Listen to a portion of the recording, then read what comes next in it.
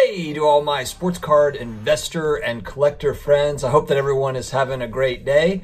We're going to go off the rails a little bit today, kind of go a little bit more philosophical. This is going to be a fun one. I'm looking forward to this. Just switching it up a little bit, keeping it fresh, trying some new things. I want to get your feedback as well.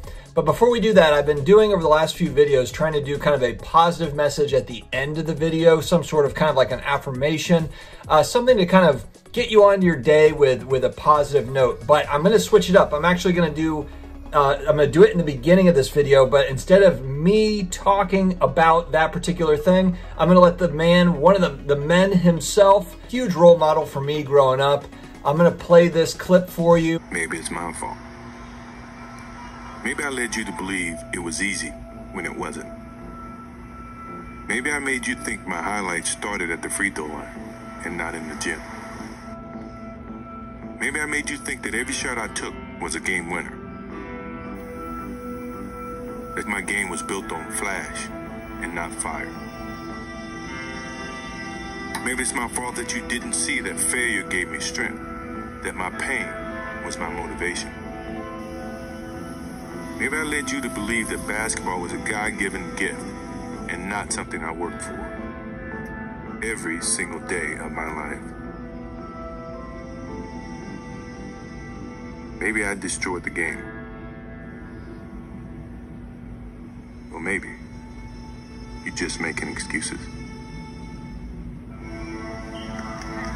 All right, guys, we're going to go ahead and jump into it. We're going to talk about the biggest truth with sports card investing and really all types of investing, if we're being honest here, is going to be covered with this kind of a basic truth that you just don't see financial experts really talking about, really kind of shining a light on. And I was watching an interview with a guy that I really admire, Mr. Wonderful, Kevin O'Leary. He's on Shark Tank, and I know that, you know, some people don't like his demeanor and he's mean or whatever, but he's just really honest. Sometimes I guess he could go about it a little bit, you could go easier on people, but he is very direct, which in a lot of cases can be very helpful for people in business because it just gets them on the right track. You're not sugarcoating it. You just give it to them how they need to hear it, and then they get on with it, and then maybe they can shift gears, adapt, come up with a different strategy. So I like his approach. I think overall he's, you know, a good guy. But he was being interviewed, and it was kind of along these lines. They were kind of talking about just the markets and how it's been crazy recently with all the, you know, certain stocks going up and down and people just talking about it. And the one point that he made that just resonated, and it just kind of like, it was like a light bulb that I always think about, but he just confirmed it, is that all markets are speculative. You know, and you just don't really hear financial experts talk about, you know, stock markets, real estate. You know, you don't hear them talking about, oh, that's not, you know, this is investing. We're not speculating. But in reality, whether you're, you know, buying and selling sports cards, buying and selling stocks, buying and selling real estate, you're hoping that you're buying it on the low end and you're hoping you can sell it higher later. That's all this is. Doesn't matter if it's a box of Apple Jacks or if it's a Michael Jordan rookie card, it's all the same sort of idea. We're speculating on a future value. That's why with the stock market, you see that disclaimer of like, hey, past results do not dictate the, you know, future results. And that's really, you know, that's the truth of it. And it's the same in anything. And so, you know, but that's something where, you know, I don't like when I hear certain, you know, alternative investments are in this bucket, and, you know, the stock market's here, real estate is here. Now, don't get me wrong. I think it's great to have traditional investments under your belt, stocks, bonds, real estate.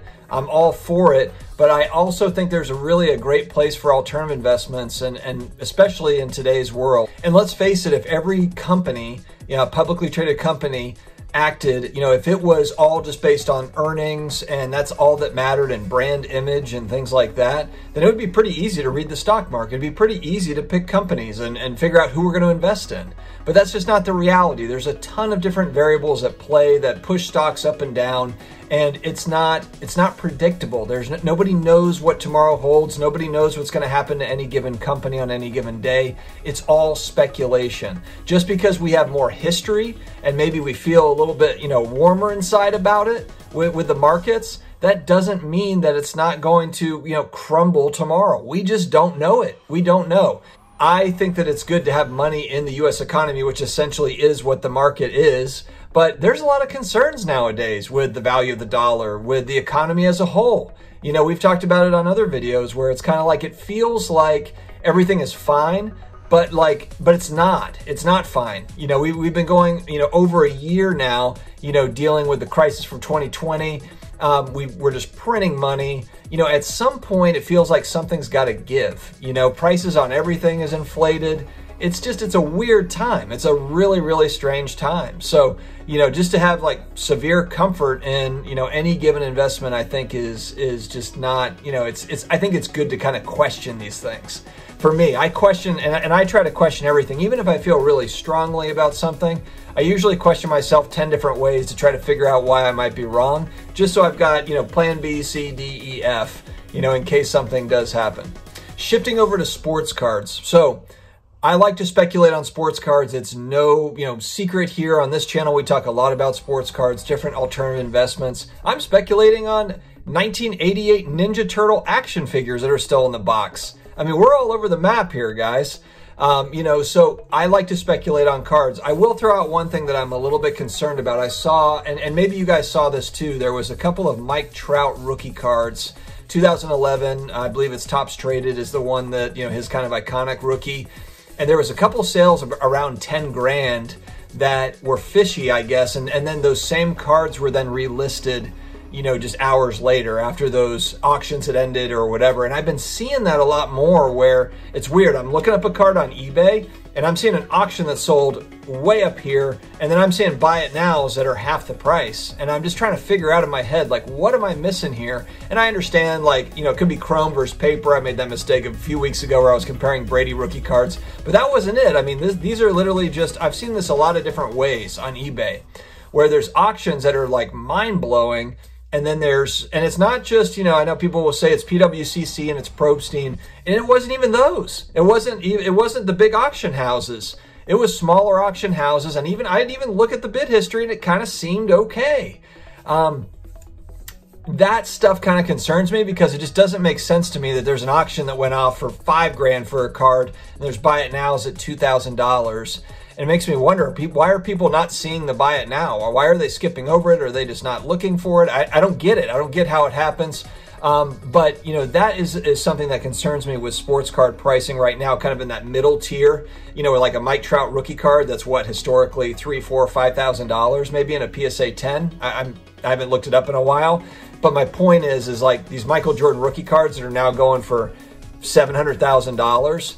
I feel like now with all these record card prices, you have kind of some of the bad actors are possibly kind of getting in and, you know, juicing up maybe some of these auctions or doing these buy it nows. And, you know, someone's paying, you know, someone's completing the sale and then they're not paying for it, relisting. I don't know what's going on with it, but it's not great. You know, it's not great. So, you know, I think that that's going to be more and more. We just have to be really, really careful with manipulation on those price points, right in that, like, and I'm sure it could probably happen at any price point, but that like, you know, $2,000 to $10,000 range is just something to watch. I think it's definitely, if you're making a big purchase like that, it's really, and maybe they're banking on people with huge money that don't check and, you know, don't check the sold listings and just are like, hey, I want that card. And maybe that's happening. And maybe people don't care about comps and all that stuff.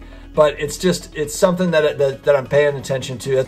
So guys, be careful out there. I appreciate you watching. I hope that you're having an amazing Wednesday so far. This will drop at like 8:15 Eastern in the morning. So hope this day gets off right for you. Stay healthy, stay together, stay positive, stay confident. Stay confident. You're awesome. So keep it going. I will talk to you again tomorrow. Take care, guys.